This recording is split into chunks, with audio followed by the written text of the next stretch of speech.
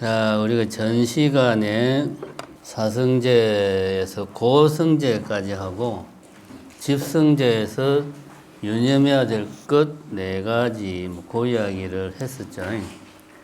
자, 거기서부터 다시 시작하는 걸로 하고요.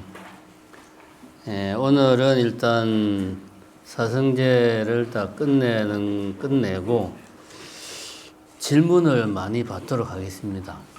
반야신경 들어가기는 좀 애매한 시간이고 하니까 질문을 많이 해주세요. 자, 유념할 것 다시 한번 더 점검을 해봅시다. 120페이지 12연계를 공부할 때 유념할 것 있죠?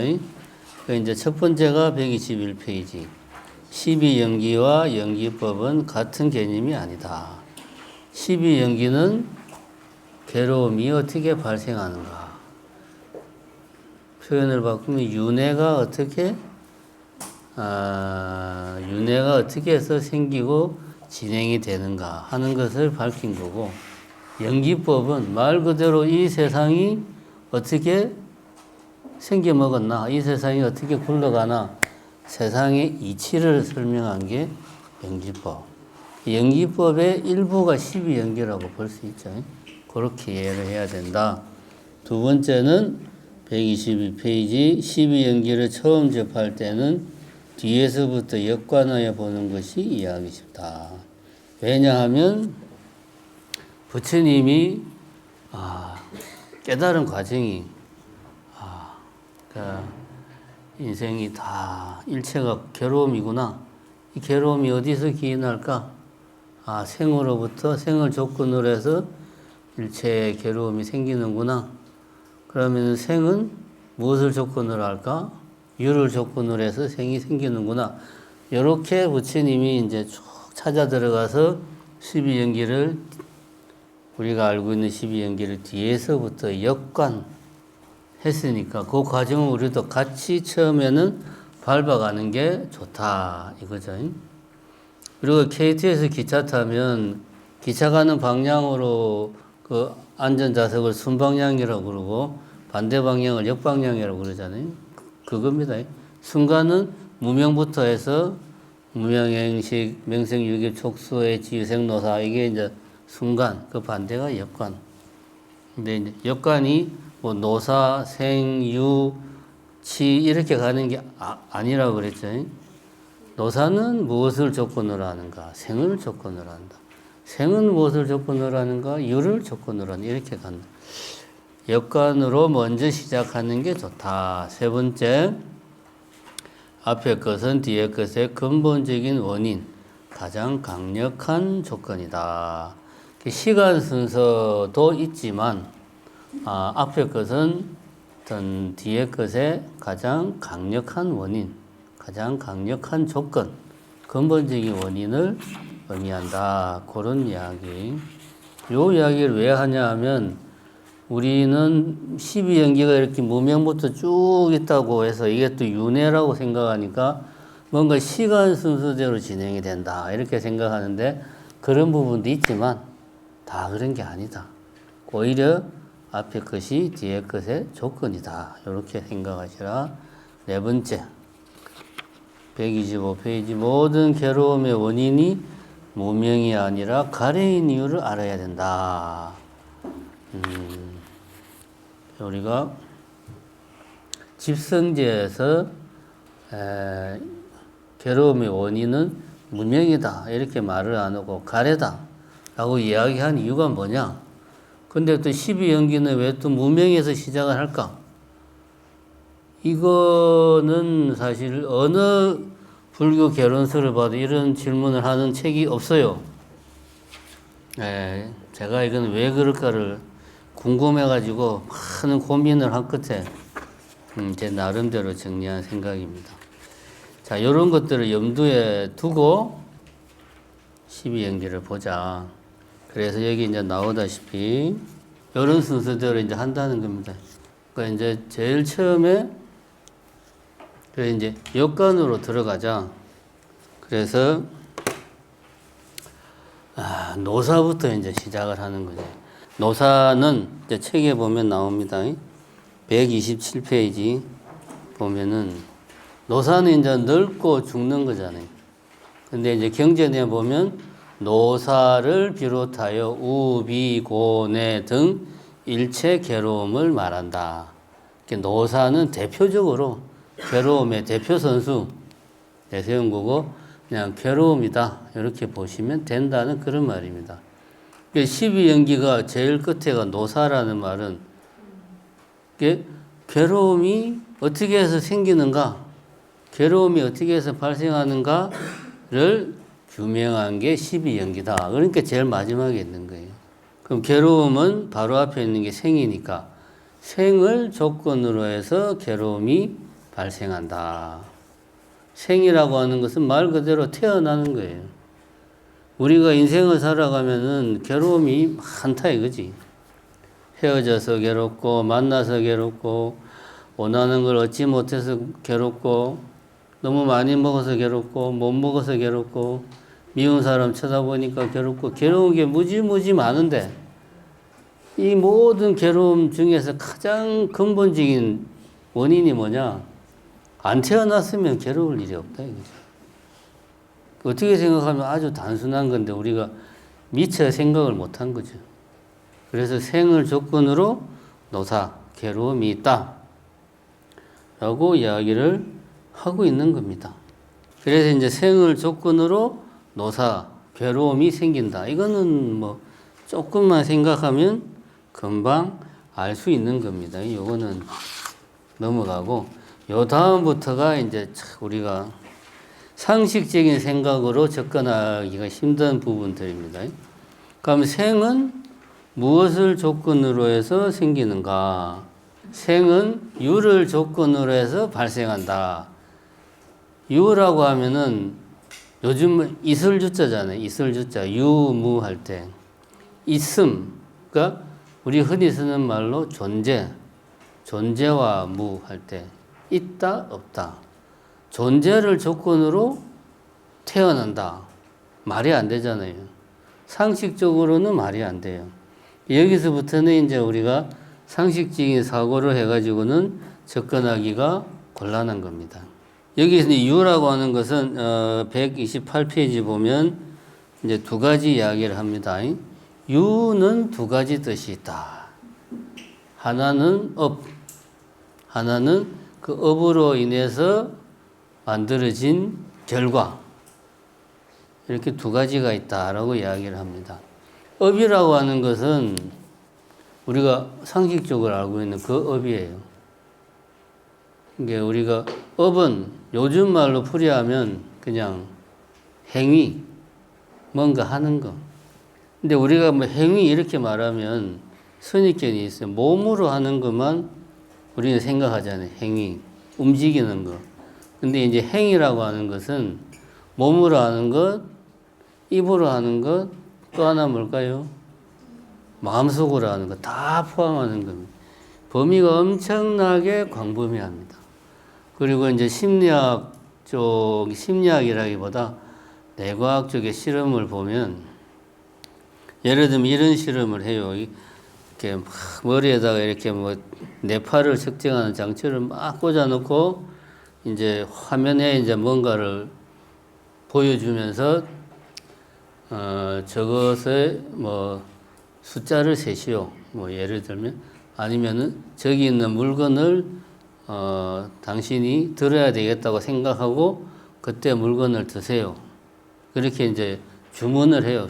실험자한테. 그럼 실험자는 앞에 물건이 있다. 그러면 그 물건을 보고 들면 돼. 이게 실험 다예요.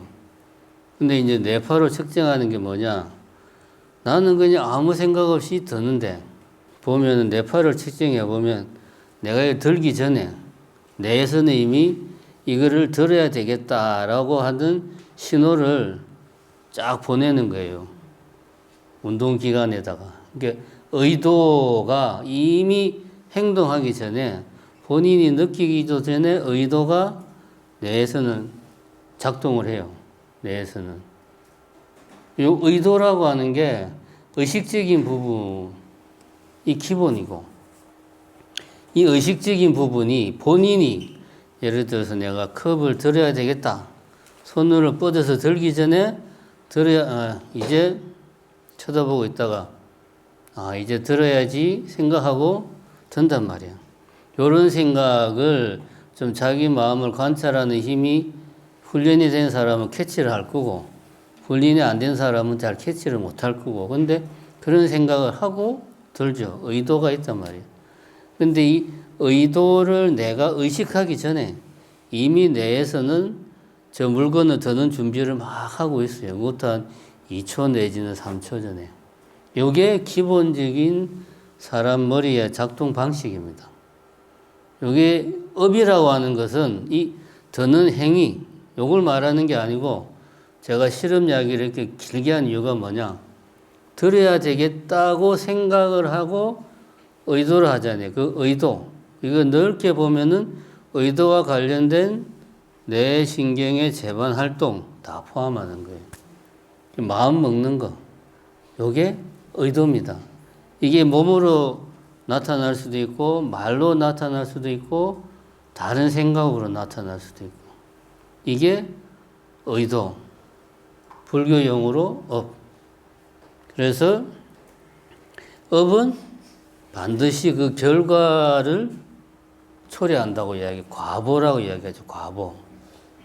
그러니까 어떤 행동을 내가 하면 몸으로 하든 마음으로 하든 입으로 하든 어떤 행동을 하면 반드시 거기에 따르는 결과가 있어요. 인과응보. 그 업을 넓은 의미에서 말하면 그 결과까지도 업이다라고 이야기를 한다는 거죠. 여기서 유라고 하는 것은 존재라고 우리가 이해하면은 안 되고 업으로 이해하면 돼요. 그러면 유를 업이다 이해를 하면 업으로 인해서 태어남이 있다. 업을 조건으로 태어난다. 말을 풀어서 이야기하면 전생에 지은 업으로 현생에 내가 이런 몸을 받아서 태어난다. 그런 말이죠. 이렇게 말해놓고 보면 어려운 게 하나도 없잖아. 전생에 내가 나쁜 짓을 많이 해가지고 이렇게 못생긴 얼굴로 태어났구나. 이게 이제 유를 조건으로 생이 있다는 말이에요. 말을 괜히 어렵게 하는 겁니다. 이렇게 이야기하면은 어려울 게 없어요. 그 다음에 이제 화면에 보면은 유까지 했죠. 유는 치를 조건으로 해서 유가 생긴다. 업이 왜 생기느냐? 의도가 왜 생기느냐? 왜 뭔가 해야 되겠다 하는 마음이 도대체 왜 생기느냐? 그 말이죠. 치를 조건으로 업이 생긴다라고 이야기를 합니다. 치라고 하는 것은 지착, 집착, 애착 그런 말입니다. 왜 업이 생기느냐 하면은 이제 129페이지에 나오죠. 그건 이제 내가 뭔가 애착, 치착이 있기 때문이다. 치착이라고 하는 것은 나오겠지만 가래를 조건으로 생기는 거다. 가래를 조건으로 지착이 생기고 지착을 조건으로 치가 생긴다. 그렇지. 유가 생긴다. 이야기합니다. 결국은 이제 집착인데 여기 이제 보면 크게 종류가 세 가지가 나와 있어요. 130페이지 첫 번째 단락은 우리가 상식적으로 알고 있는 집착, 애착, 자식에 대한 집착, 물건에 대한 애착, 그런 거 우리가 상식적으로 알고 있는 욕망이 강해지면 탐욕이 되고 탐욕이 더 강해지면 그게 이제 애착이 되고 그런 거예요. 이거는 우리가 익히 알고 있는 거고 두 번째 설명하는 거는 이제 이거는 불교 용어로는 개금치견이라고 하는 거예요. 그러니까 예를 들면 어떤 얘기 나오는 거 보면 견해, 어떤 특정한 견해를 내가 집착하는 거. 예를 들면 밥은 오른손으로 먹어야 돼. 이유가 뭔데? 그거 원래 그렇게 하는 거야. 어디 버릇없게 어른 앞에서 왼손으로 밥을 먹고 그래. 특별한 이유가 없어요. 그냥 그렇게 하는 거예요. 이거는 뭐냐? 굳이 그냥 그렇게 해요라는 말을 분석하면 그러한 견해에 내가 집착하는 거예요. 내가 왜 그런지를 설명을 못한다. 그럼 그 견해에 대해서 내가 집착하는 거 말고는 다른 이유가 없어요. 이런 거 생각이나 견해에도 집착이 있고, 그 다음에 어떤 여기는 이제 뭐 어떤 의식 같은 거 나오잖아요. 뭐 내지는 법회 날에는 절에 가야 돼. 왜 가야 되는데? 당연히 가야지. 이런 거. 다음에 지하철을 탔는데 내가 노인이야. 내 젊은 애가 자리 양보를 안 해. 어디 젊은 애가 버릇없이. 당연히 노인을 공경해야지. 왜 공경해야 되는데? 유교 국가에서는 그거 당연한 거야. 당연하지 않을 수도 있어요. 서양에서는 오히려 노인이라는 걸 자랑스러운 게 아니에요. 동양 전통에서는 노인이 어떤 많은 경험을 쌓고 지혜가 풍부하고 그래서 뭐 어른이고 해서 존경받는데 서양 쪽에서는 오히려 나이를 말 안 하잖아. 나이 묻는 게 실례고. 당연한 게 아닙니다. 근데 동양에서는 우리 유교권에서는 어른은 존경해야 돼. 왜? 그 원래 그런 거야. 너는 그러니까 문제가 있어. 그런 의문을 가지는 것 자체가 너는 애가 싸가지가 없어. 이렇게 되는 거지, 이제. 요런 게 이제 생각에 대한 집착이죠. 우리가 단지 감정으로부터 비롯되는 집착뿐만 아니고 자기 생각 아니면 어떤 옛날부터 내려왔던 전통, 어떤 의식, 뭐 이런 것들에 대한 이런 것들을 고소하는 거, 이런 것도 집착이에요. 그 다음에 이런 집착 중에서 제일 큰 게 여기 이제 131페이지에 나오는 이 몸뚱아리가 내다 라고 하는 생각. 이걸 이제 불교에서는 유신견이라고 말해요. 이 몸뚱아리에 내가 있다. 이설유자, 몸신자, 견해. 근데 이게 유신견의 종류가 많아요. 이 몸뚱아리가 곧 나다. 하나. 몸뚱아리 속에 내라는 뭔가가 있다. 그 다음에 내가 이 몸뚱아리의 주인이다. 우리가 가만히 생각하면 세 가지가 다 해당되는 것 같죠? 잘 생각해 보세요. 근데 이거 가만히 생각해 보면 말이 안 되잖아. 나라고 하는 놈은 몸뚱아리 밖에도 있고, 몸뚱아리 그 자체이고, 몸뚱아리 안에도 있고, 말이 안 되지. 근데 우리는 세 가지가 다 자연스럽게, 그런 건데, 라는 느낌이 들어요. 근데 이거는 뭐냐? 잘못된 생각이다. 근데 사실은 가장 뿌리 깊은 집착이 이겁니다. 나라는 이 몸뚱아리가 나다. 더 근본적으로는 나라는 놈이 있다 하는 생각. 이런 것들이 치입니다. 치. 이런 치로 인해 가지고 거기에서 모든 행위들이 나온다는 거죠. 행위들이. 그럼 이 말은 역으로 말하면은 부처님이 모든 번뇌를 소멸해서 가래를 멸, 거칠 지자에다 멸한다. 가래를 완전히 멸하면 집착도 없죠. 그러면 업도 없네. 그죠? 이런 취를 조건으로 업이 생기니까. 그죠? 내 말이 맞죠? 12연계로 놓고 보면 맞지. 근데 이제, 행동을 하는 동인이 달라요. 깨달은 양반들은 가래가 어떤 불만족, 이 행동의 원동력이 아니고 말 그대로 이제 일심동체, 너와 나의 구별이 없다. 자비심이 모든 행동의 동력이 되는 거예요. 그럼 저한테 스님은 그럼 그렇게 하고 사냐 물어보면 저도 여러분과 똑같이 깨닫지를 못해가지고 저도 그렇게 행동하는 게 어떤 건지는 경험을 못 해봐서 할 말은 없는데 동력이 다릅니다.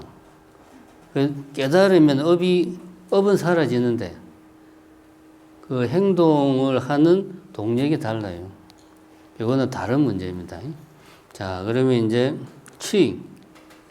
치는 세 가지가 있다. 뭐 우리가 흔히 알고 있는 집착, 그 다음에 이제 계금치견이라고 불교에서 말하는 견해나 생각이나 어떤 뭐 의식이나 전통이나 이런 것들에 대한 집착.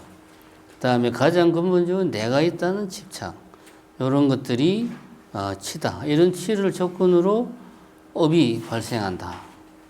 여기까지는 뭐 좀 생각하면 이해가 됩니다. 그 다음에 이제 치는 애를 조건으로 나오죠.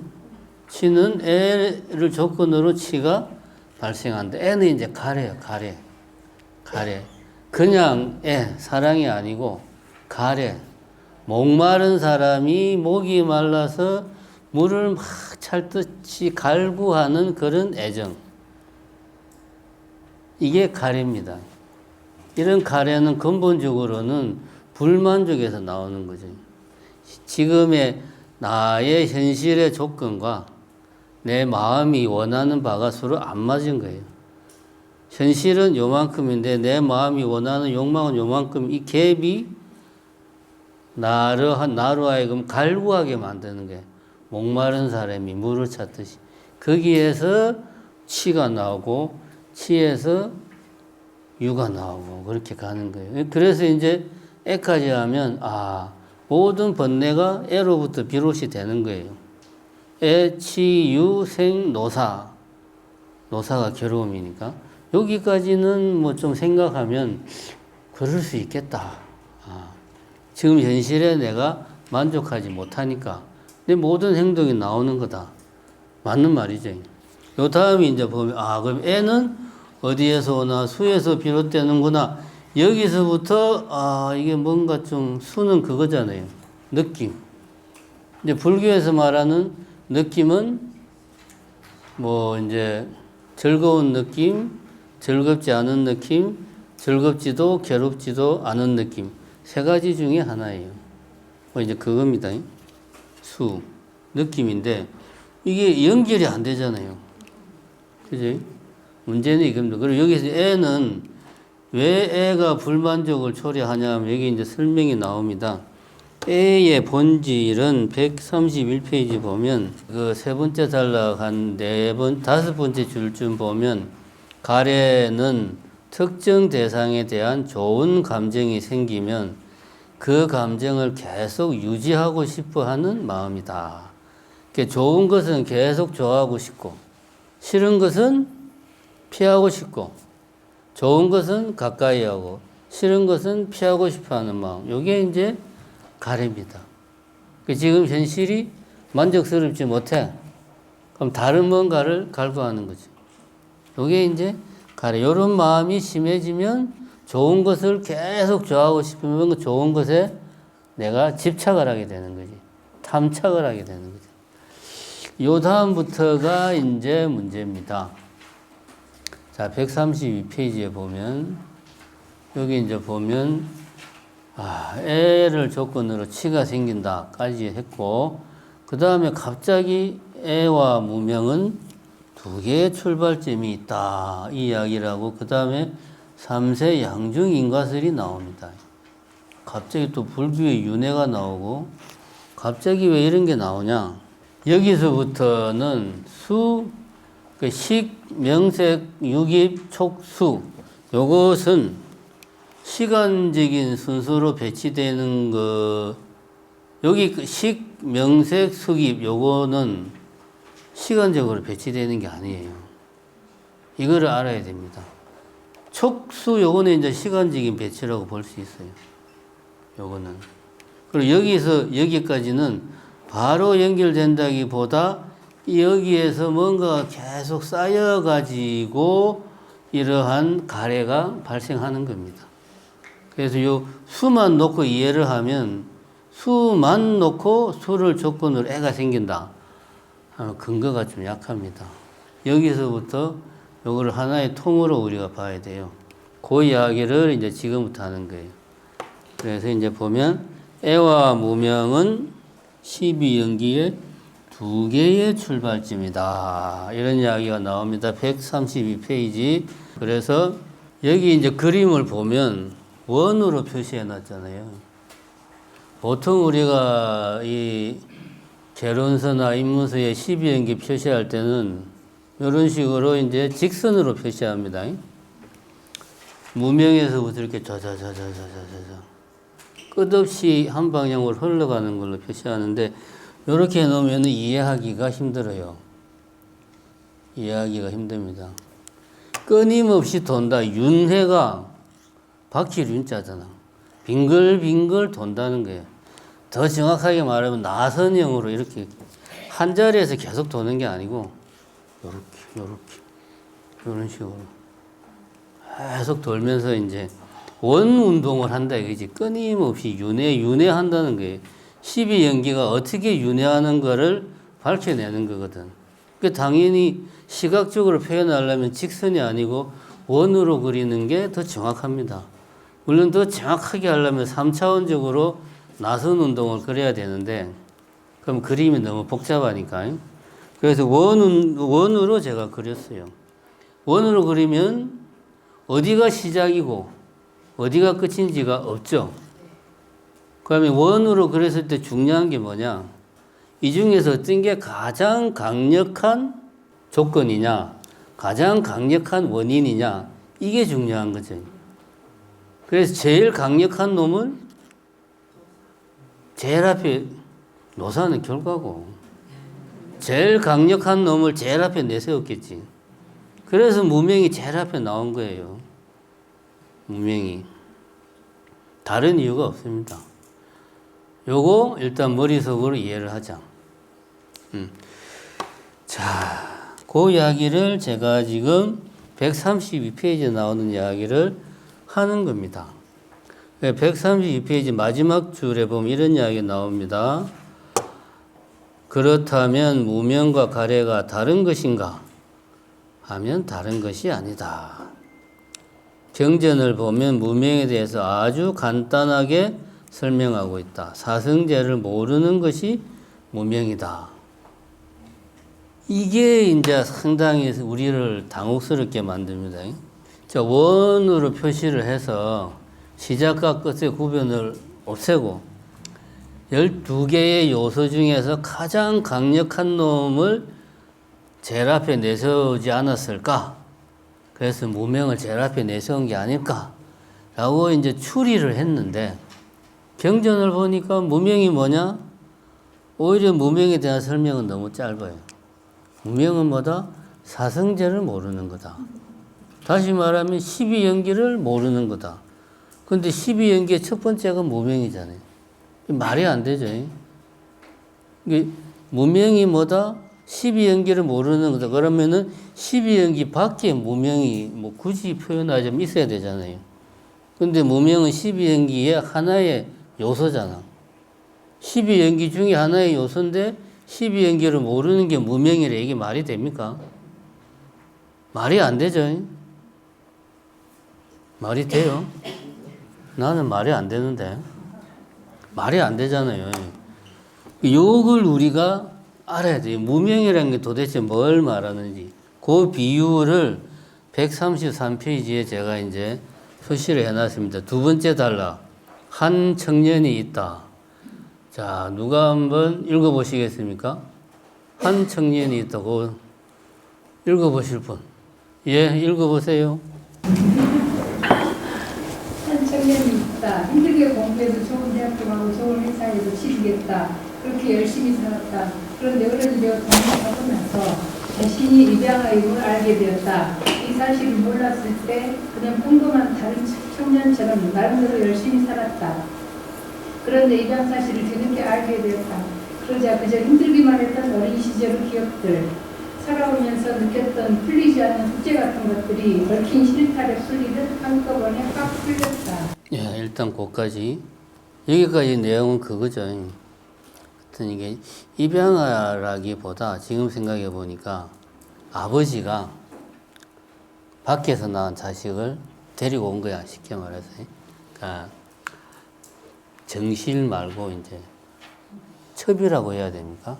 이제 밖에서 애를 낳아가지고 데리고 들어왔어. 그러니까 형 누나보다 나이 차이가 많이 나잖아요. 10살 정도 나이 차는 그런 이제 청년이 있어요. 이 청년이 나름대로 공부도 열심히 하고 착하고 공부도 열심히 하고 좋은 대학 가고 좋은 회사 취직하고 자기 나름대로 열심히 살았는데 다 커서 어느 날 출생의 비밀을 알게 된 거야. 아, 우리 엄마가 내 엄마가 아니야.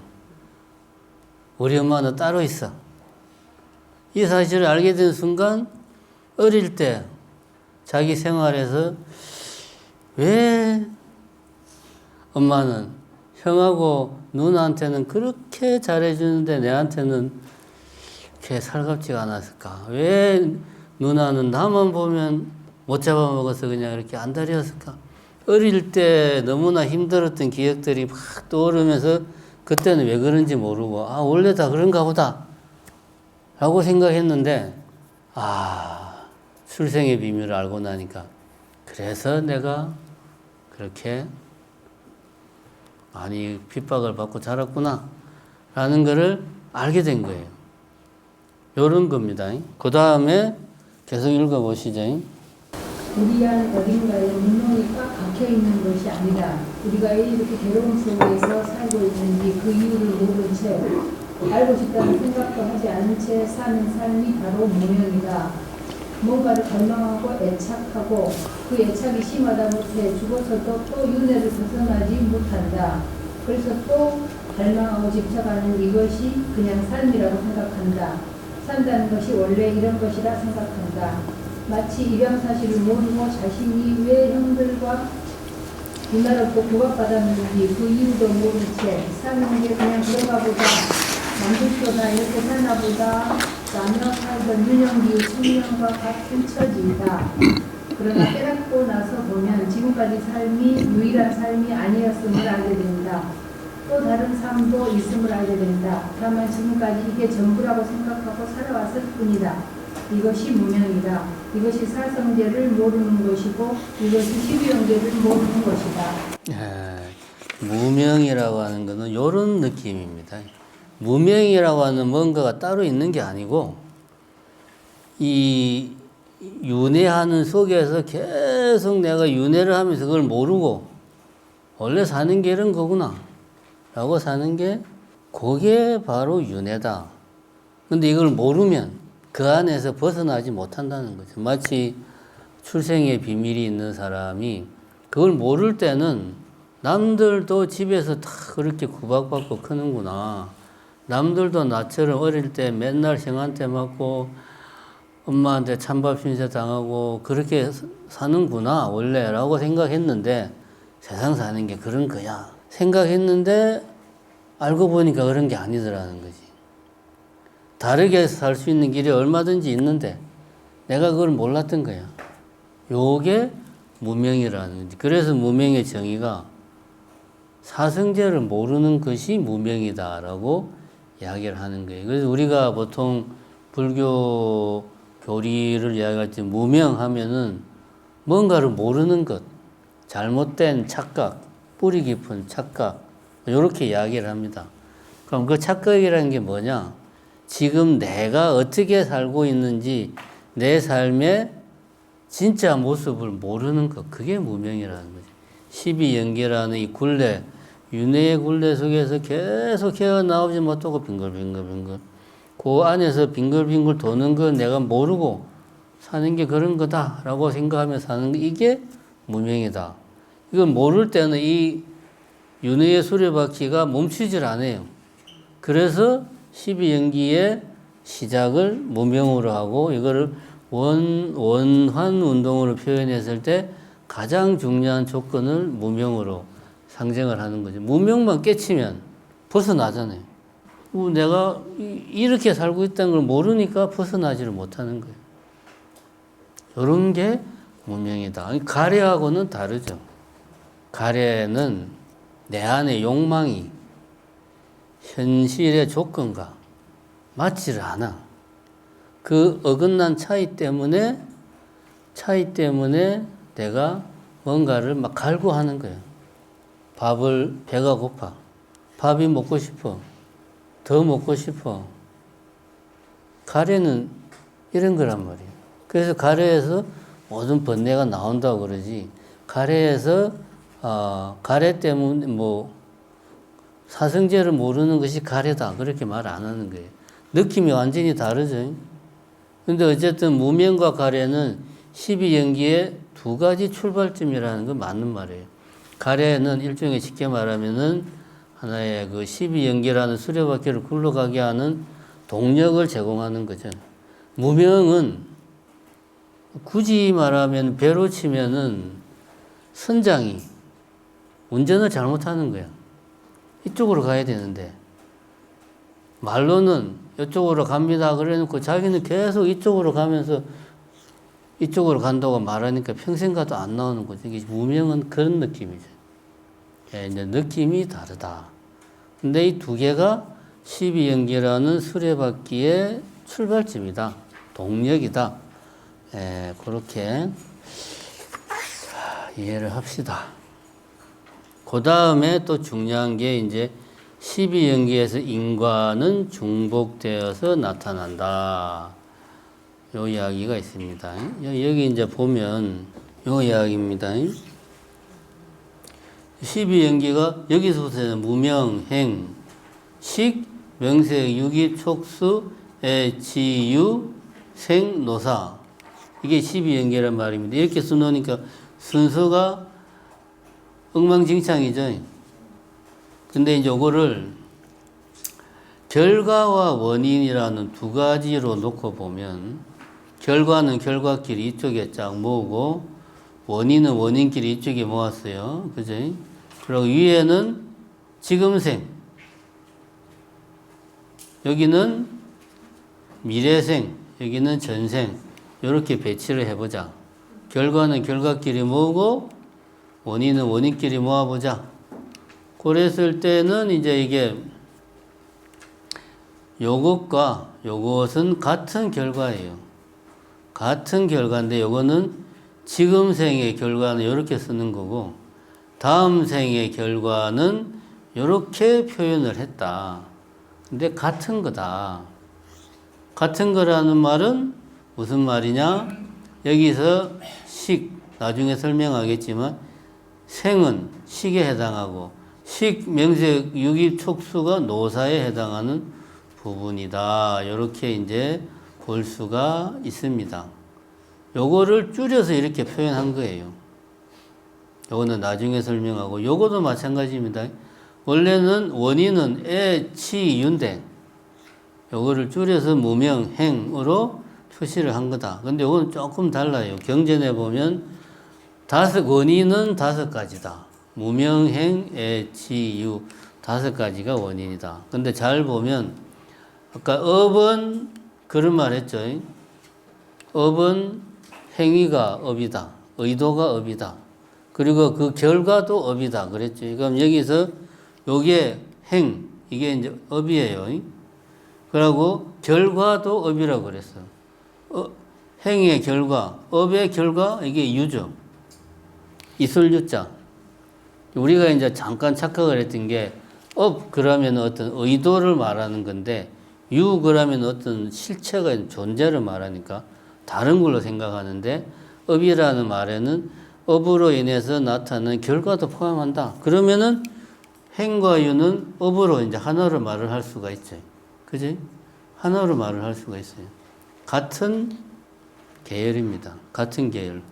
그 다음에 결국 무명이 계속 우리가 모르고 사는 것은 이 애와 치라는 동력으로 12연계라는 수레바퀴가 계속 굴러가니까 내가 멍청해가지고 거기를 벗어나지를 못하는 거예요.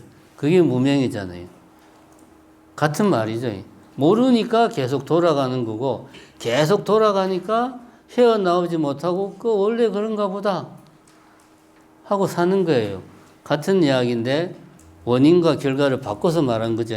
그 차이가 있는데 같은 말이에요. 그럼 이게 애와 치는 무명에 이제 해당을 하는 겁니다. 5개의 원인인데 그룹핑을 해보면 3개로 나눌 수가 있다. 그렇게 이제 말할 수 있습니다. 어쨌든 원인은 5개다라고 이야기를 해요. 근데 그 중에서 행과 유는 업으로 이야기할 수 있고 무명과 애와 치는 같은 무명은 애와 치와 같은 어떤 틀 속에 넣어서 볼 수가 있다.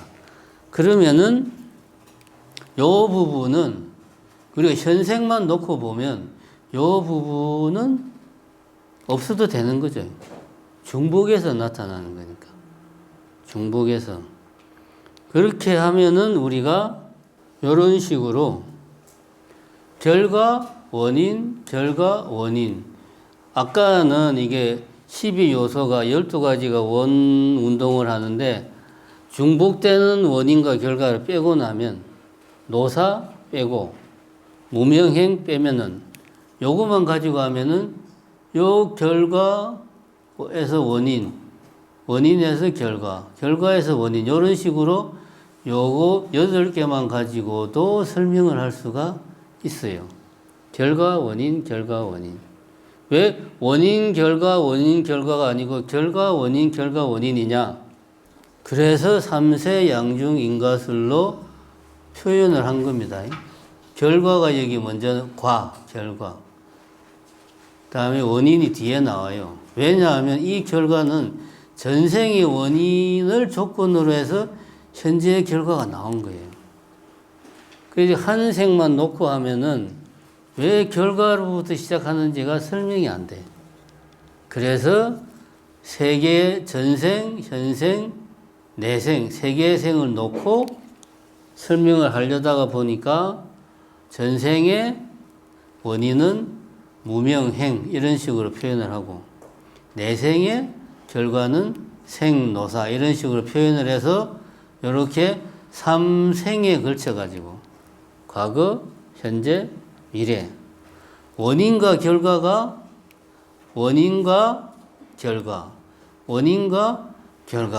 두 번 반복돼서 나오는 거예요. 이렇게 원인 결과 이렇게 3세에 걸쳐서 원인과 결과가 두 번 반복되어서 나오는 식으로 표현을 해야 완전하게 설명을 할 수 있는 거예요.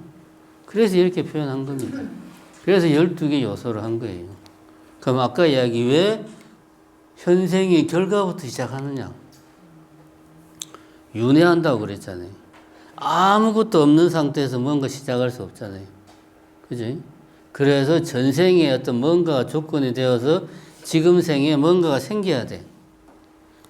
뭐 그 시기든 아니면 감각기관이든 우리가 말하는 뭐 의식이나 뭐 이런 것들이 뭔가가 있어야 그런 것들로 해서 뭐 인식작용을 하든 뭐 행위를 하든 뭔가를 할 거 아닙니까? 그러면 그것들이 원인이 돼가지고 또 다른 결과를 초래하고 그래서 결과가 먼저 나오는 겁니다. 원인이 아무것도 없는 상태에서 원인이 뚝 떨어지면은 이거는 연기법이 아니에요.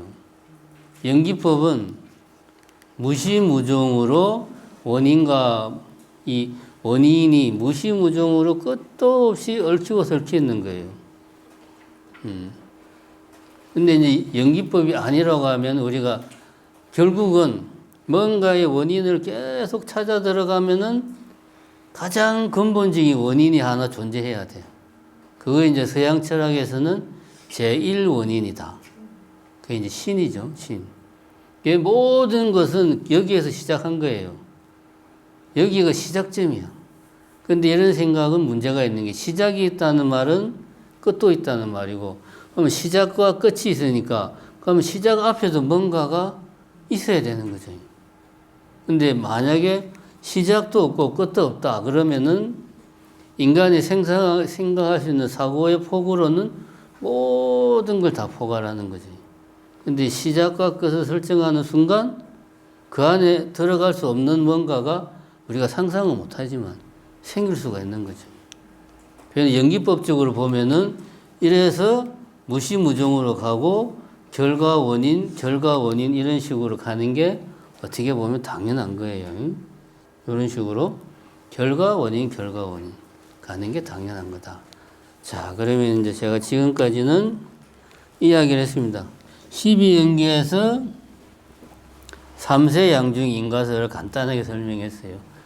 12연계를 정확하게 설명하기, 원래는 굳이 따지면은 8가지 요소인데, 이거를 과거, 현재, 미래 3세에 걸쳐서 인과를 두 번 중복해서 표현하다 보니까 12개의 요소로 표현을 한 거예요.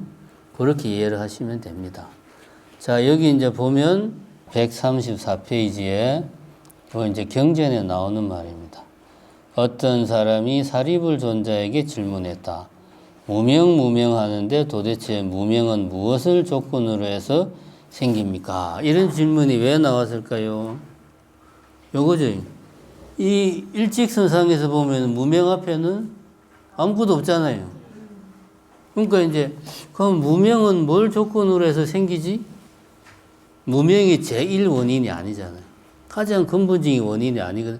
무명 이전에는 아무것도 없다. 이게 아니란 말이에요. 그러니까 이제 누군가가 아주 똑똑한 친구가 12연기 허점을 찾은 거예요.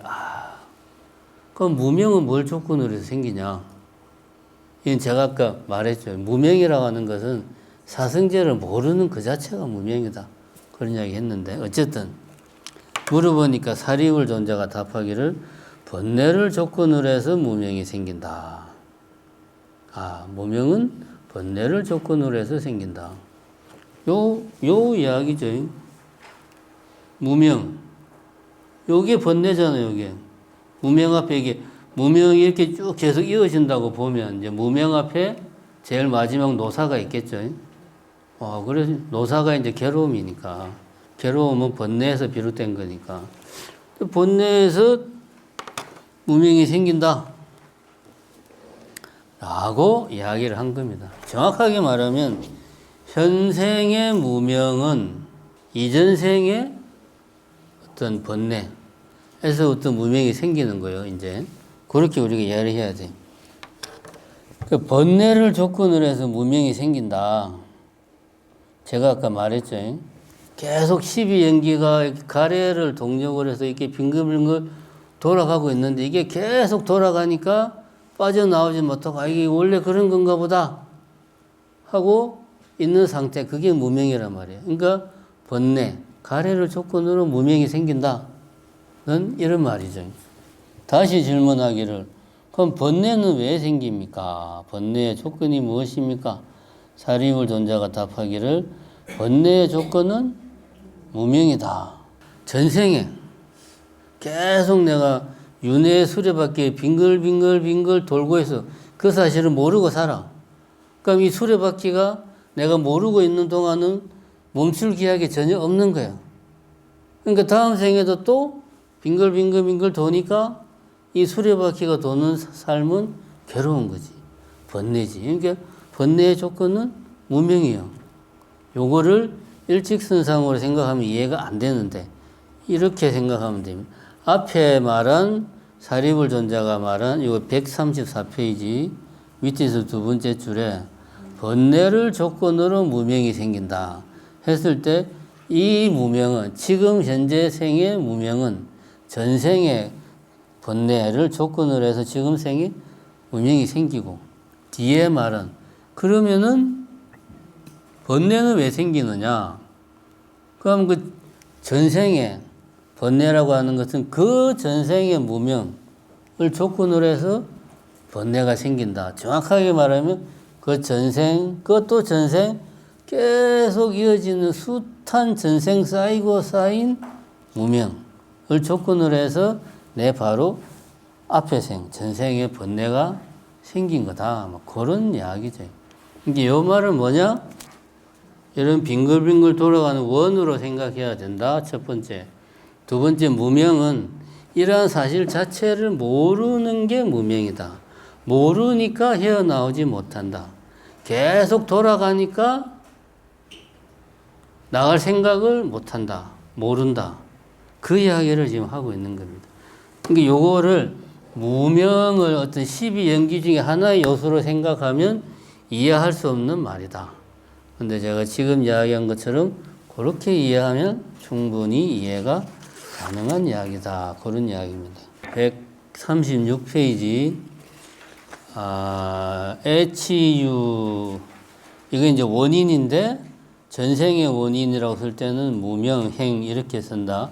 같은 이야기다. 136페이지 밑에서 세 번째 줄 그 이야기 한 거고 137페이지 식, 명색, 유깁, 촉수가 이거는 현생의 결과인데 다음 생의 결과는 생노사라고 표현을 했다. 같은 이야기다. 그렇게 이야기를 했습니다. 그 지금까지 한 이야기가 그겁니다. 그리고 138페이지 세 번째 단락에 보면 결과, 원인, 결과, 원인, 결과, 원인이 끊임없이 원운동을 해서 무시무정으로 빙글빙글 돌아가는 게 윤회다. 그거를 돌아가는 거를 설명을 한 게 12연기다. 돌아가는 그 자체가 윤회고 이것이 어떻게 돌아가는가 설명한 게 12연기다. 그 이야기입니다. 자, 그 다음에 이제 인도 사상에서 말하는 윤회. 여기 이제 비유를 든 게 두 가지입니다.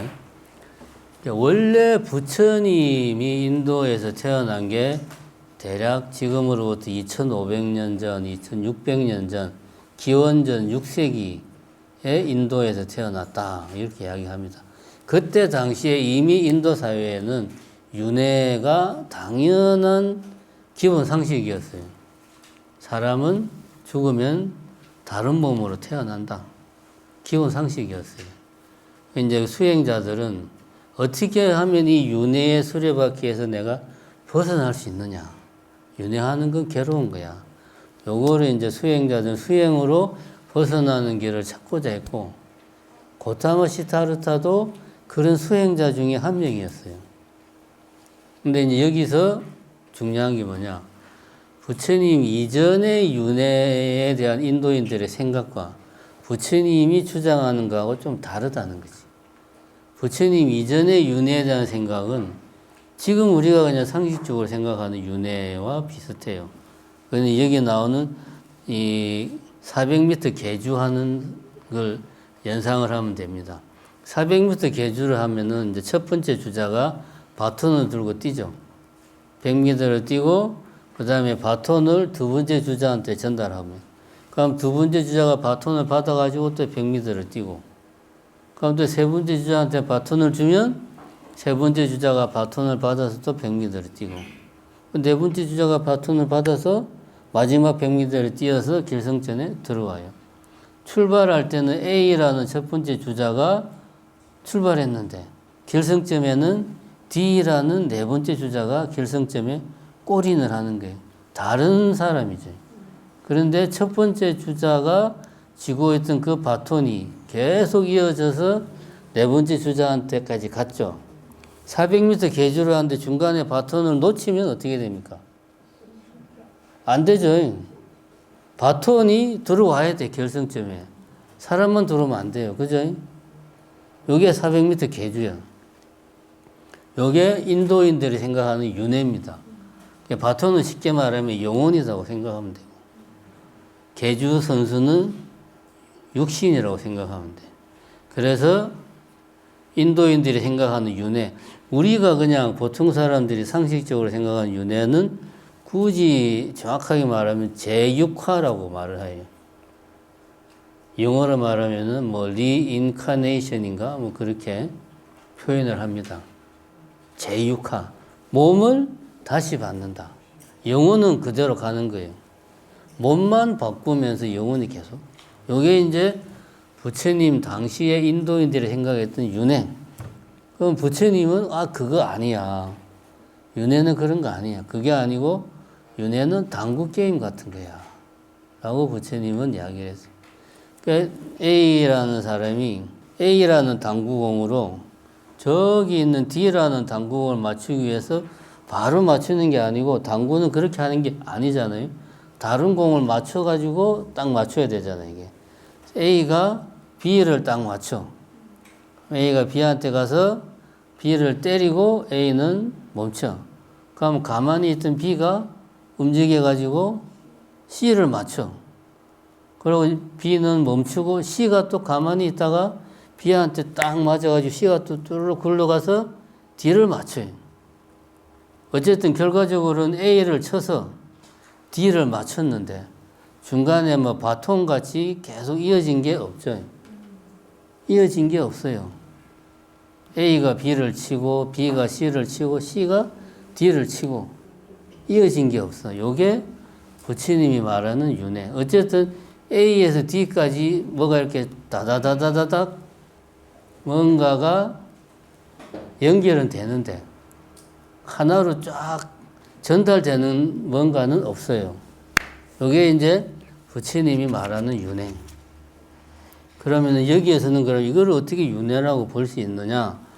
요걸 이제 부처님은 여기까지만 말했고 나중에 이제 요거를 설명하기 위해서 후대에 이제 유식이나 아비달마 불교에서 이제 식이 상속한다. 그렇게 이제 이야기를 합니다. 식이라고 하는 건 이제 마음이죠. 아주 뿌리 깊은 마음. 그 마음이 A라는 마음이 B로 연결되는 게 아니고 B가 움직이는 조건이 되는 거지. A라는 당구공이 가만히 있던 A라는 당구공이 움직여가지고 B를 쳤잖아요. A가 당구공 B를 안 쳤으면 당구공 B가 움직였을까요? 안 움직이죠. 쳤으니까 B가 움직인 거 아니야. 근데 A에서 B로 뭔가가 간 건 아니죠. 근데 B는 움직였잖아. 요게 이제 상속이에요. A가 B의 조건으로 작용을 하고 B는 새롭게 정지해 있다가 움직이는 거지. 그리고 또 B가 C가 움직이는 조건으로 작용을 하고 C는 가만히 있다가 새롭게 움직이는 거지. 요걸 이제 뭐 생긴다, 태어난다고 설명할 수도 있죠. 움직이는 거를.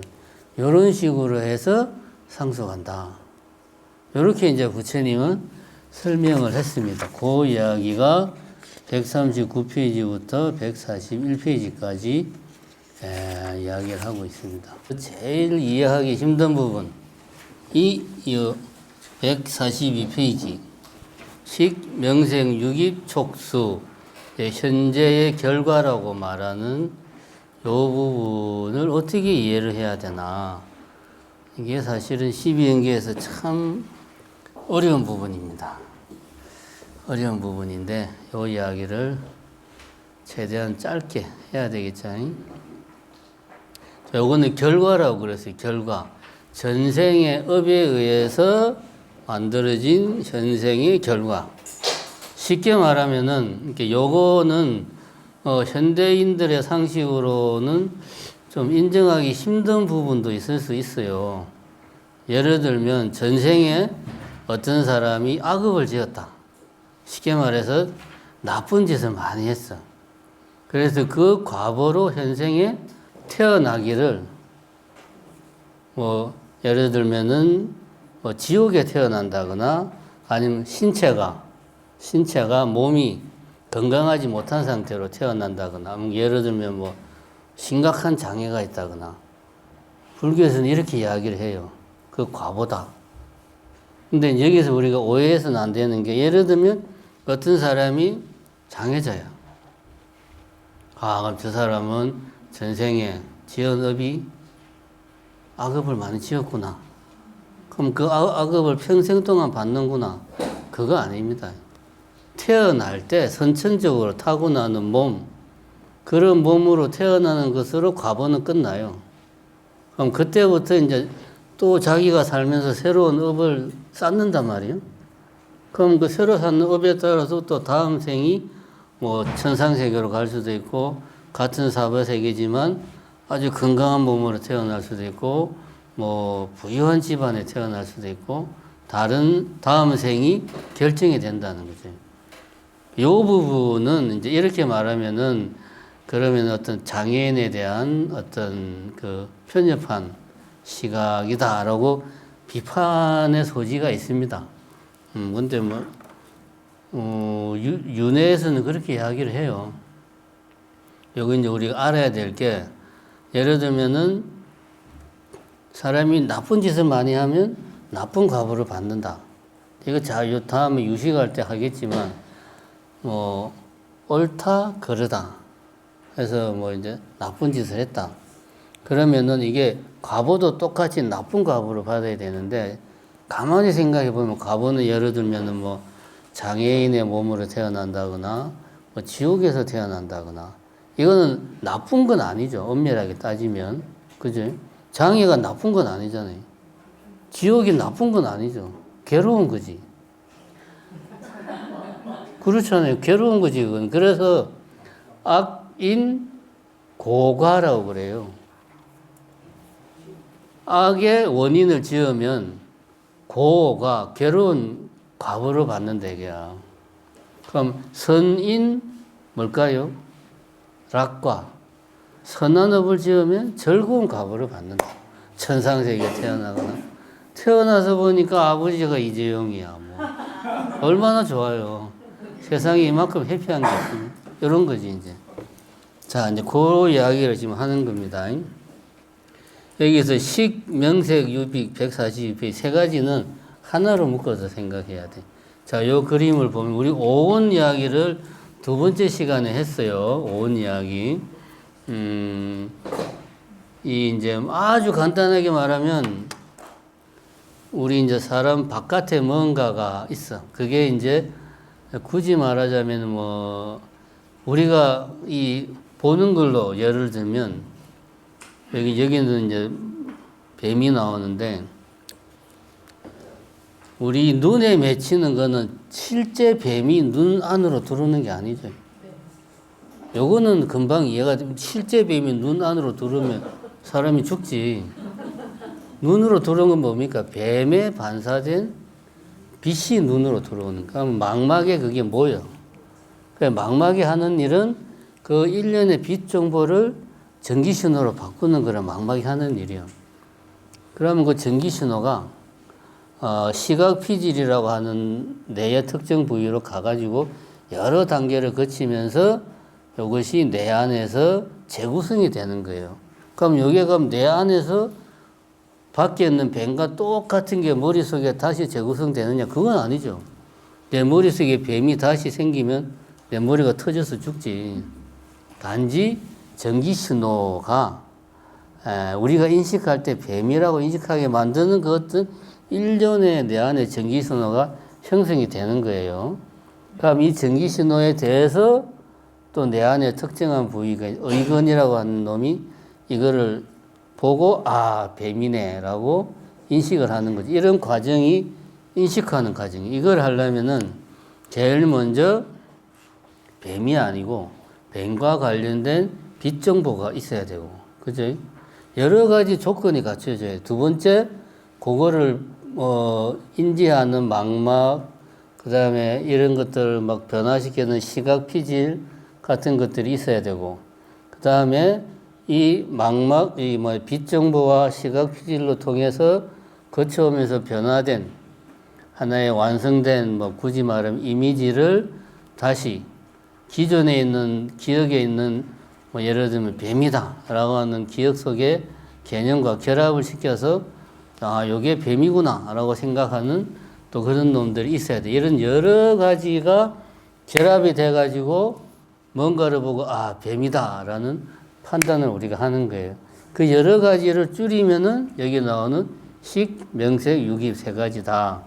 쉽게 말하면은 보는 대상, 뱀이 아닙니다. 정확하게 말하면 뱀과 관련된 어떤 매개체, 빛,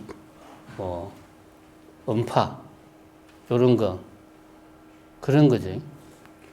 요게 이제 굳이 말하면은 어떤 대상이 되는 거고, 그 다음에 이런 것들을 취합하는, 눈으로 치면 이제 안근, 보는 활동을 하는 거. 망막, 시각 피질, 시상 하부에 있는 시각 피질, 이런 것들이 이제 보는 작용을 하는 거. 그 다음에 이런 것들이 결합되어서, 무엇이다 하고 판단하는 거. 이런 것들이 다 서로 조건 지어져 가지고 하나의 그 뱀이다라는 생각이 우리 머릿속에 떠오르는 거예요. 여기에서, 우리는 지금 윤회를 이야기한단 말이에요. 제일 처음에 식을 이야기한 건 뭐냐 하면, 전생에 마지막에 아비달마 불교의 이제 죽음의 마음이라고 하는 어떤 식이 조건이 돼가지고 지금 생의 식을 일으켜 마치 당구공이 A라는 당구공이 가만히 있는 B를 딱 쳤어. 이 A라는 당구공이 쉽게 말하면 전생의 마지막 찰나의 마음, 죽음의 마음이에요. 이 B라는 당구공이 가만히 있을 때는 아무것도 아닌데 이게 딱 치니까 움직여.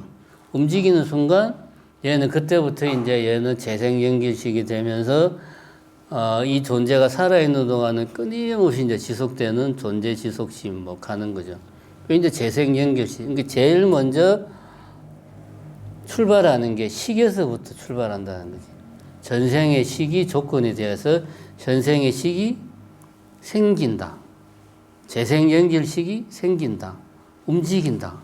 근데 이게 엄밀하게 말하면은 요거는 이제 내 추론인데 우리가 윤회를 생각할 때 아무리 이야기를 해도 우리는 어떤 개별 주체들이 뭔가 좀 어떤 방식으로든 엮인다고 자꾸 생각을 하는데 이걸 폭넓게 생각하면은 일종의 뭡니까?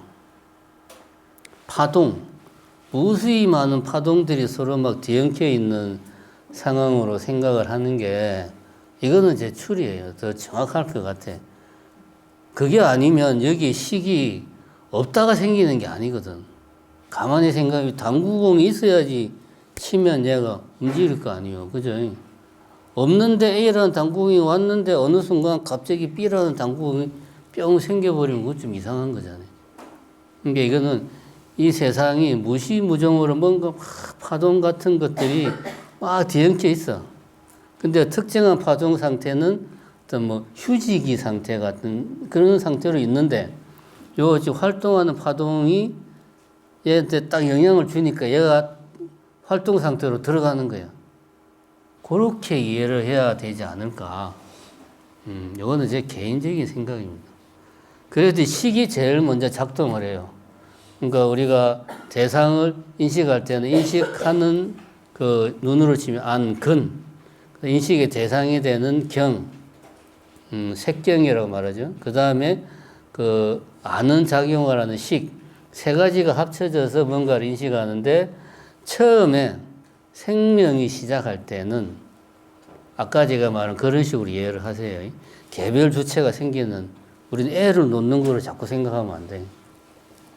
할 때는 식이 가장 강력한 힘을 발휘한다 이거지. 그래서 제일 먼저 식이 나온 거예요. 그러니까 이거는 시간적인 순서가 아니에요. 식, 명색, 유깁은 시간적인 순서가 아니고 이거는 이제 뭐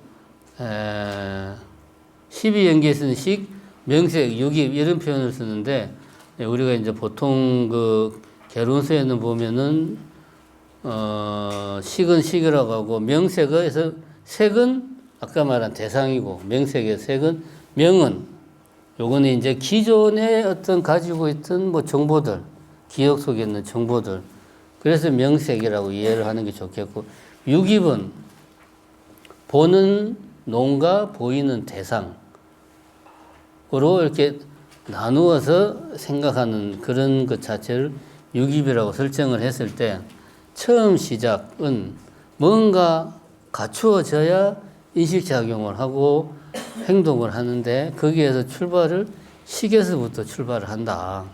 근경식 세 가지 중에서 식이 작동을 하면서 나머지 명색을 식이 이제 추동을 하고 명색은 쉽게 말하면 아까 말했듯이 이 어떤 뭐 빛이라든가 음파라든가 이런 색은 이런 걸로 명은 하나의 뭐 기억 속에 있는 뭐 저장되어 있는 개념이나 이런 걸로 설정했을 때 그런 것들을 이제 지금부터 그만 쉬고 생명 활동을 시작합시다.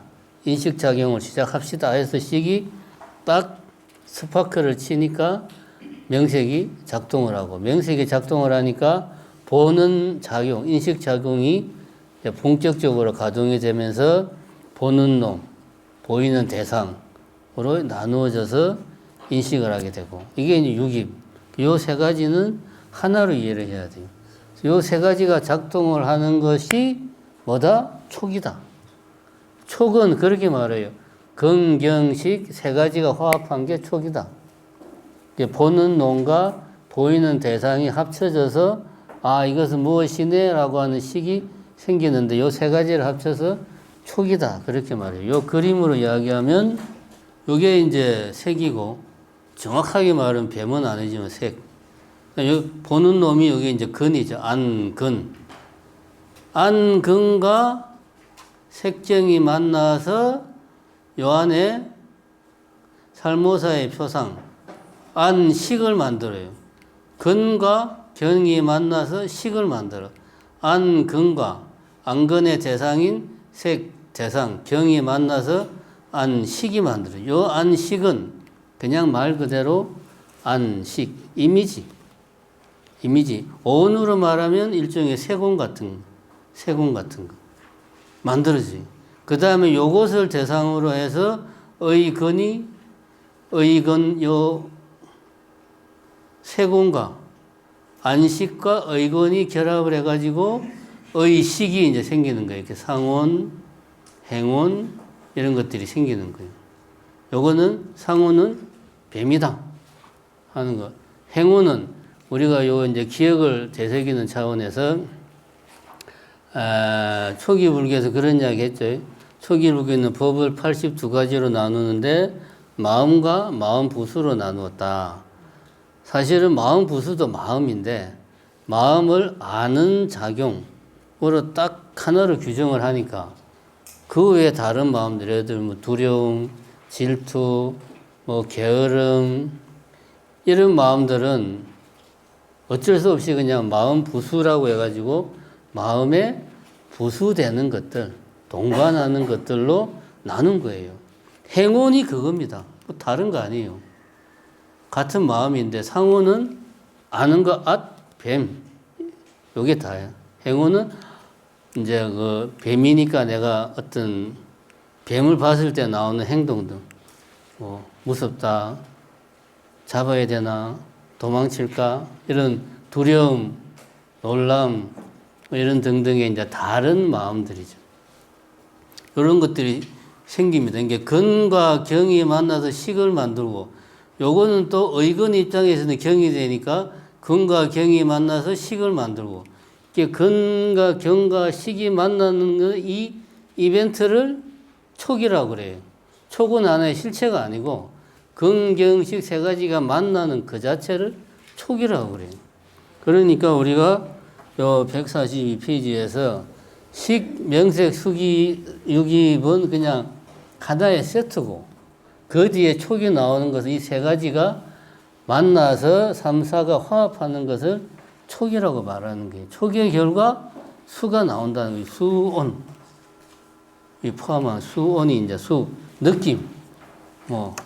무섭다. 그런 느낌이 나온다는 거죠.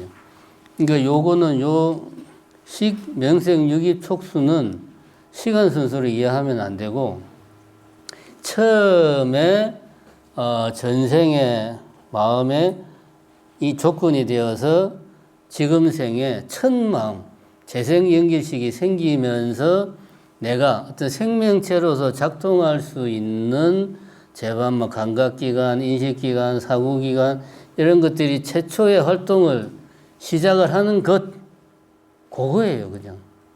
그 최초의 활동을 시작을 해서 그런 것들이 이제 쌓이면서 인식작용을 하면서 인식작용이 더 정교해지고 세밀해지고 정확해지고 복잡해지는 거죠.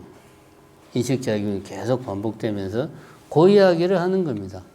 그렇게 하다 보면 인식작용이 계속 반복되면서 쌓이다 보면 우리가 잘 아다시피 신체기관도 발달하고 그에 따라서 인식하는 범위나 대상이나 정확도도 발달하고 서로 이렇게 막 쌓여가는 거예요. 그 과정에서 애, 치, 유가 이제 그때부터 쫙 생겨나서 애, 치, 유가 번뇌를 만들어내는 원인으로 작용하는 거예요. 뭔가 출발할 때 뭔가가 있어야 거기에서 어떤 행동을 해가지고 그것이 어떤 원인이 돼가지고 다른 결과를 만들어낼 거 아닙니까? 그 이야기를 하는 거예요. 식, 명색, 유기, 촉, 수까지는 그 이야기를 하는 거예요. 뭔가가 재생 연결식을 시작을 해서 하나의 그 생명기관으로서 작동할 수 있는 뭔가가 만들어지는 상태, 그거죠. 그걸 이야기하는 겁니다. 다른 게 아니고 어떤 시간적으로 딱 이해하면은 곤란하다. 그렇게 이해를 하시고, 자, 그 다음에 HU는 이제 아까 했죠. 그렇게 해서 이제 간단하게 끝이 납니다. 쉽게 말하면은, 원인으로 인해서 새로운 생이 생기는 거고, 그 새로운 생의 바탕 위에서 또 내가 업을 지어 나가는 거고, 업을 지어 나가니까 그 업이 원인이 되어서 새로운 생이 생기는 거고, 또 그 새로운 생을 바탕으로 해서 내가 업을 지어 나가는 거고, 이게 계속 결과 원인, 결과 원인, 결과 원인이 계속 돌아가는 게 윤회다. 그렇게 이해하면 됩니다. 그 다음에 이제 해탈은 이 부분은 좀 짧게 합시다. 여기 146페이지에 보면 멸성지에 대한 설명이 여기 나와 있는 조전법륜경에서 멸성제를 이렇게 말한다. 요게 답니다. 뭐 다른 게 별로 없습니다. 크게 뭐 해탈에 대한 설명이 그렇게 많지가 않아요. 왜냐하면 그 앞에서도 어떤 말인 것 같은데, 해탈이라는 걸 어떤 대상화를 시키고 개념화를 시키고 관념화를 시키면 해탈이 그러한 것으로부터 벗어나는 게 해탈인데, 그러한 번뇌를 또 만들어내니까 해탈이 뭐다라는 걸 정확하게 오히려 명시를 안 하고 있다. 그래서 그냥 네거티브하게만 설명을 하고 있다. 가래의 소멸이다. 집착의 소멸이다. 이런 식으로만 설명을 하고 있다. 그 이야기를 하고 있습니다. 그 다음에 여기서도 이제 우리가 부처님 당시에 인도 수행자들 사이에서 어떤 공유되고 있던 생각, 해탈이라는 거하고 부처님이 생각한 해탈은 달랐다 하는 거, 그 이야기를 여기서 또 좀, 아까는 그 이야기 했죠. 부처님 당시에 인도 사람들이 생각했던 윤회와 부처님이 생각했던 윤회는 좀 내용이 다르다라고 이야기를 했습니다. 해탈은, 인도인들이 생각했던 해탈은 윤회에서 완전히 벗어나는 거예요. 윤회의 고리를 끊는 것.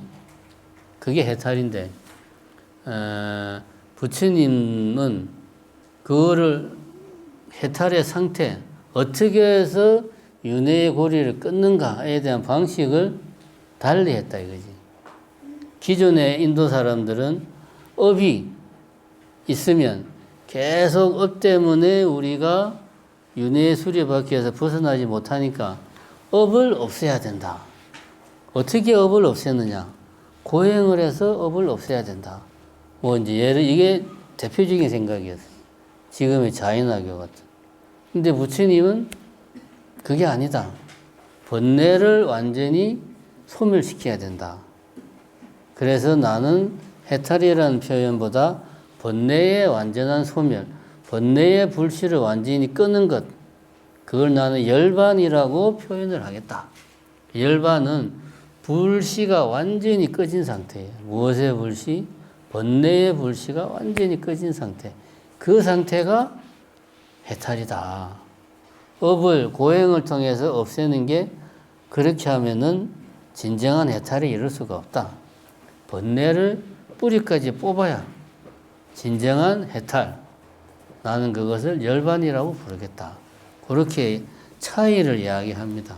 그리고 앞에서 그런 이야기 했죠. 인도인들은 윤회를 400m 계주같이 바톤이 계속 전달되는 것으로 생각을 했다. 그 이야기가 147페이지에 나옵니다. 실제로 아트만, 간단하게 말하면 아트만이라는 게 있다. 이게 쉽게 생각하면 영혼인데 실체가 있다고 생각했어요. 어떤 학파는 좁쌀만하다. 아니 그거보다는 좀 더 크다. 어떤 실체가 있어.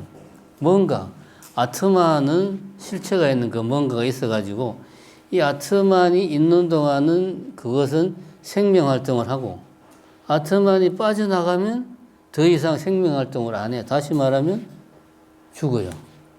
이 아트만이 예를 들어서 이 A라는 육신에 있다가 빠져나가서 B라는 육신으로 가면 A는 죽고 B는 태어나는 거죠. 이렇게 윤회를 한다라고 당시에 인도인들은 생각했어요. 근데 그러면 아트만이 일종의 영혼 같은 거니까 아트만이 영혼이니까 정신작용, 사고작용, 보고 듣고 느끼고 생각하고 이런 거를 아트만이 하느냐? 아니야. 아트만은 그런 거 안 해. 아트만은 오로지 생명 그 자체. 아트만이 있으면 생명이 있고 빠져나가면 죽고 그것만 해. 그러면은 보고 듣고 느끼고 생각하는 거는 뭐가 하느냐? 이런 애들은 죽으면 다시 원래 자리로 다 돌아가요. 뭐 바람으로 불로 이런 식으로 생각했습니다. 그래서 브라흐만이라고 하는 것은 다른 게 아니고 모든 것을 만들어낸 근본, 가장 근본적인 존재. 그러니까 서양 철학에서 말하는 게 서양 종교 철학에서 말하는 제일 원인 같은 게 브라흐만이. 모든 것을 만들었고 모든 것을 존재하게 하지만 그 자체는 그 어떤 것도 아닌 존재죠. 왜냐? 그 자체가 그 어떤 것이면 그 어떤 것을 만든 뭔가가 또 있어야 되잖아요. 이해가 됩니까? 그러니까 브라흐만은 모든 것을 만들고 모든 것을 유지하고 모든 것에 생명을 불어넣는데 그 어떤 것도 아니에요. 뭐 하여튼 그런 게 브라흐만이에요. 근데 이 브라흐만이 우리 이제 육신으로 들어올 때는 이게 아트만으로 들어온다 이거야. 브라흐만은 알 수가 없어. 왜? 그 어떤 것도 아니니까. 근데 아트만은 브라흐만이 전변에서 아트만이 됐다고 그래. 전변. 굴을 전자. 브라흐만에서 뭔가 톡 떨어져서 굴러가지고 아트만이 된 거야. 아트만을 알면 브라흐만을 아는 거지. 그럼 이 세계의 근본을 아는 거지. 그럼 이 세계 전체를 아는 거죠. 이게 뭐다? 범아이려다. 브라흐만과 아트만이 하나로 되는 거. 아트만을 알면 아트만이 곧 브라흐만이니까 아트만을 알면 브라흐만을 아는 거야. 이게 범아이려입니다. 아트만과 브라흐만이 합친다는 그런 느낌보다 브라흐만은 실체가 있는데 없어요. 왜냐하면 완전한 거니까 실체가 없으면 안 되죠. 그런데 이게 실체가 있으면 이것을 익히 한 뭔가가 또 있어야 되잖아. 그러니까 또 실체가 있으면 안 돼. 이것만의 존재 방식이 따로 있는 거야. 그건 뭔가 말로 설명할 수 없어요. 그래서 비유를 들기로 그런 말 하잖아요. 149페이지. 한 주먹의 소금을 물속에 넣으면 소금은 형체도 없이 사라지지만 그럼 소금이 완전히 사라졌다고 말할 수 없다. 왜? 짜니까. 소금을 넣기 전에는 짠맛이 없었어. 근데 소금을 물에 넣으니까 소금이 다 녹아서 겉으로 볼 때는 아무것도 없어. 근데 먹어보면 짜. 그럼 소금이 없다고 할 수도 없잖아요. 근데 있다고 할 수도 없잖아. 눈에 안 보이니까. 요런 느낌이다. 그래서 아트만을 알면 브라만을 안다. 사실 이건 별로 중요한 게 아니에요. 그냥 옛날 부처님 당시에 인도 사람들은 요렇게 생각을 했구나. 해탈을. 아트만을 내가 알아가지고 아트만이 더 이상 윤회하지 않게 하면 그게 해탈이다 라고 생각했는데 부처님은 그게 아니고 번뇌의 뿌리를 완전히 뽑아내는 것. 왜냐? 12연기를 이 윤회를 굴러가게 하는 12연기의 수레바퀴가 끊임없이 굴러가게 하는 근본 동력이 가래라고 그랬잖아요. 가래에서 쭉 애치, 유생, 노사, 번뇌가 생기니까, 괴로움이 생기니까 가래의 완전한 소멸, 그게 열반이다. 부처님은 그렇게 이야기해. 브라흐만 그런 거 없어. 브라흐만이 없으니까 아트만도 있을까요? 없을까요? 부처님 관점에서는 그런 거 없어. 이게 이제 부처님이 등장할 때 가장 혁신적인 사고였어요. 이제 해탈은 153페이지에 보면 유여열반과 무여열반이 나오지. 내가 이제 수행을 해가지고 번뇌를 완전히 소멸했어요. 근데 내 육신은 아직 살아있잖아요. 육신은 살아있다는 말은 뭡니까?